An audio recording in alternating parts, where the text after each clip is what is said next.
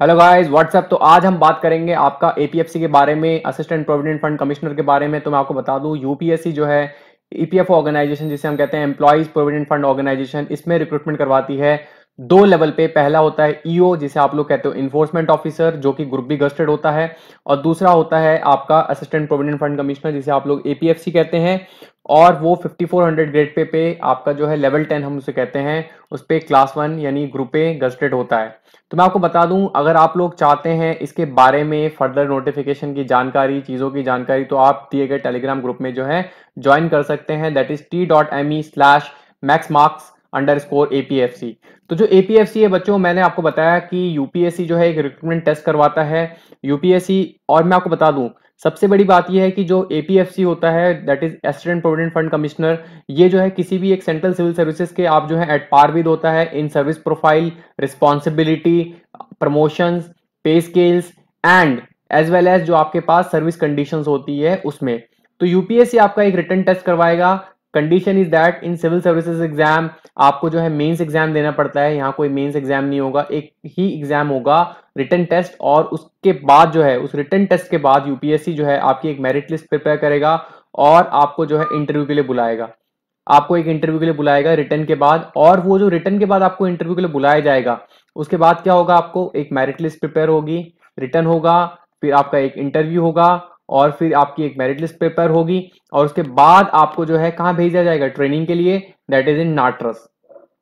ठीक है, मेरिट के बाद आपको भेजा जाएगा नाट्रस, जो कि आपकी दिल्ली में है। और मैं आपको बता दूं, इसका जो ट्रेनिंग टेन्योर है उसके दौरान आपको national academy of direct taxes जो है, जो जहाँ पे Indian revenue services income tax की ट्रेनिंग होती है, तो उनके साथ भी इनका अटैचमेंट कराया जाता है कुछ सब्जेक्ट्स के लिए। जो आपके ट्रेनिंग के कुछ सब्जेक्ट्स होते हैं वो आपकी आईआरएस आईटी वालों के साथ ही होते हैं।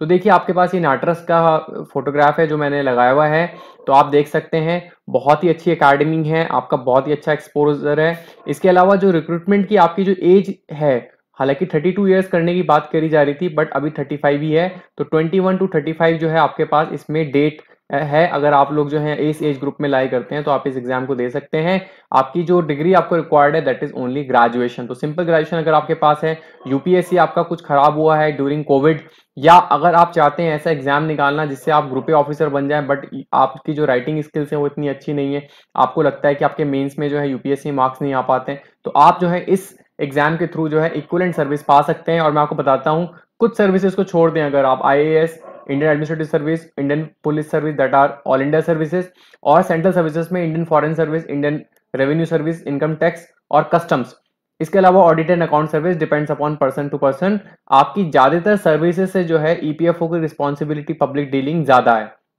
तो इसमें वो सारी ऑर्गेनाइजेशंस आ जाती हैं जिन ऑर्गेनाइजेशंस में ईपीएफओ करवाना मैंडेटरी है। मतलब आपके पास जहां पे आपने देखा होगा पीएफ अकाउंट होता है, तो वो इसके अंडर में आता है। ऐसा भी कहा जाता है कि ये जो सर्विस है सेंट्रल गवर्नमेंट चाहती है कि इसे एक सिविल सर्विस के रूप में जो है डेवलप किया जाए।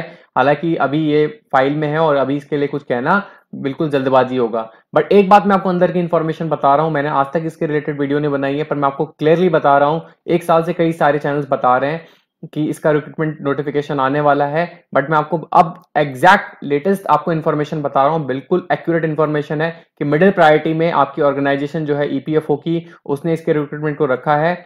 और जैसे मोदी जी ने अनाउंस किया था कि आपके 2024 से पहले जो खाली पद हैं उनको भरा जाएगा, जो खाली पोस्ट है उनको भरा जाएगा, उसके अंतर्गत जो है ईपीएफओ में भी आपके जो रिक्रूटमेंट प्रोसेस है उसे फास्ट किया जाएगा। अभी आपको पता है 2 साल पहले ईओ के रिक्रूटमेंट्स हुए थे जिसका रिजल्ट अभी आया है। तो अब जो है एपीएफसी की जो वैकेंसीज हैं वो बहुत ज्यादा, मतलब कह सकते हैं जो पोस्ट है एपीएफसी की वो वैकेंट है, क्योंकि जो 2016 में लास्ट रिक्रूटमेंट हुआ था तो उसके जो भी ऑफिसर्स थे उनका एक प्रमोशन हो चुका है और वो आरपीएफसी जो है वो बन चुके हैं, that is regional provident fund commissioner second class बन चुके हैं। तो आप समझ सकते हैं कि ये तो श्योर है कि इनको नीड भी ऑर्गेनाइजेशन को, तो ये रिक्रूटमेंट होगा ही होगा। पिछले 6 साल से नहीं हुआ है, अब होगा। रिक्रूटमेंट कैसा होगा मैं आपको बता देता हूँ। 25-75, मतलब आपका 75 जो है रिटर्न के वेटेज होगी और 25 जो है आपकी इंटरव्यू की वेटेज होगी। उसके बाद जो है मेरिट लिस्ट प्रिपेयर होगी। इसका सारा जो चीज है हम लोग पढ़ाएंगे और इसका पूरा जो भी सिलेबस है हम कवर करवाएंगे उनसे जिन्होंने ये एग्जाम क्वालिफाई किया है। आप बिल्कुल हम पे जो है रिलाय कर सकते हैं और आप इस एग्जाम की अच्छे से तैयारी कर सकते हैं। तो मैं आपके सामने इस वीडियोस को थ्रू जो है आपके सामने कंटेंट लाता रहूंगा बार बार, ताकि जो है आप अभी से प्रिपरेशन जो अपनी है वो स्टार्ट कर सकें। तो देखिए, आपका सर्विस प्रोफाइल में बता देता हूँ कैसा होता है। आप अगर ईओ के थ्रू ज्वाइन करते हैं तो आप एनफोर्समेंट ऑफिसर बनते हैं ग्रुप बी में, that is 4800 grade pay. But उसके बाद आप एपीएफसी बन जाते हैं कुछ साल की सर्विस के बाद। बट अगर आप डायरेक्ट इस लेवल पे आते हैं, आप एपीएफसी पे आते हैं, तो एपीएफसी के बाद आप जो है फिर अगला प्रमोशन होता है रीजनल प्रोविडेंट फंड कमिश्नर 2। और ये जो आपका प्रमोशन होता है that is after 5 years. Then again after 5 years आप बन जाते हैं regional provident fund commissioner first, और आपका ग्रेड पे होता है level 12, which is equivalent to the director of in government of India. तो आपका जो आईएएस है उसके डायरेक्टर के इक्वलेंट इसकी सैलरी होती है। देन आपके पास होता है additional central provident fund commissioner second class, again ये लेवल 13 होता है, that is equivalent to the colonel of army. तो देखिए, बहुत अच्छी सर्विस प्रोफाइल है। इसके बाद आप लेवल 14 तक जो है वो आराम से जाते हैं। Level 14 that is equivalent to the major general of army और joint secretary in the civil services. तो बहुत ही शानदार सर्विस प्रोफाइल है, तो आप देख सकते हैं।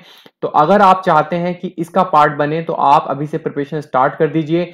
इंफॉर्मेशन मैं आपको टाइम टाइम पे देता रहूंगा। और देखिए, मैं आपको एक चीज बता देता हूं, इसमें बहुत इजी है उनके लिए क्वालिफाई करना जिनकी मैथ्स थोड़ी ठीक है, जिनका जीएस थोड़ा सा कमांड में है और जिनका इंग्लिश थोड़ा कमांड में है और जिसने थोड़ा सा अच्छा प्रिपरेशन किया है। तो बहुत अगर आप अच्छे से पढ़ के जाते हैं, हालांकि कंपटीशन इस बार ज्यादा होने वाला है क्योंकि कई लोग वेट कर रहे हैं, तो थोड़ा सा आपको जो है इसके लिए प्रिपरेशन करना पड़ेगा। अपना जो स्कोर है बहुत अच्छा करना पड़ेगा। आउट ऑफ 100 जो आपके पास क्वेश्चन पेपर अगर मैं बताऊं, तो 100 का अगर क्वेश्चन पेपर है तो आपको स्कोर इसमें अच्छा मार्क्स करना ही पड़ेगा, तभी जाके आए आपका सिलेक्शन जो है वो श्योर हो पाएगा। तो आप इसकी प्रिपरेशन कर सकते हैं बहुत अच्छे से। टेलीग्राम ग्रुप मैंने आपको बताया है क्या करना है। आपको मैक्स मार्क्स डालने के बाद अंडरस्कोर एपीएफसी डालना है। आपको ये टेलीग्राम जो चैनल है वो मिल जाएगा, और यहाँ पर हम जो है काफी जो नोटिफिकेशंस हैं उससे रिलेटेड या और जो इन्फॉर्मेशन है वो डालते रहेंगे। कई आपके जो स्टडी पैकेजेस हैं, स्टडी नोट्स हैं, वो भी इसमें डालते रहेंगे। आप लोग इसे ज्वाइन कर सकते हैं। और मैं आपको बता दूं, अगर आप एपीएफसी टारगेट करते हैं तो इस पे 100% अपना फोकस करिए। एपीएफसी पे टारगेट करते हैं तो ये बहुत अच्छी अपॉर्चुनिटी है। आप बहुत अच्छे से इस एग्जाम को दीजिए और ग्रुप ए सर्विस में अपनी जगह बनाइए। तो देखिए, अगर आप चाहते हैं तो आप हमारे साथ जुड़े रहिएगा। That's all in the video. Thank you.